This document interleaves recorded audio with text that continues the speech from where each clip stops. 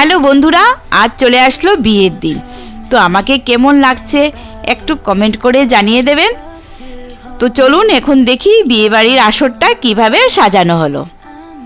বিরাট বড় ছিল আসরটা। এটা ছিল ঢুকার এন্ট্রেন্সটাও খুবই লম্বা ছিল একদম। তো লাইটিং ফুল টুল দিয়ে খুব সুন্দর সাজিয়েছে, একদম ভালো লেগেছে দেখে। তো চলুন দেখি।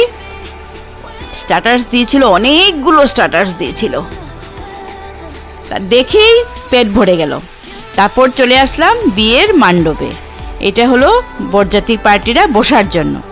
কাবুলি চানার ঘুগনি বানিয়েছে, দই চানাচুর, তারপর তোমার কি বলে সস টস দিয়ে। তা ভাবলাম একটু ট্রাই করে দেখি, খুব ভালো বানিয়েছে।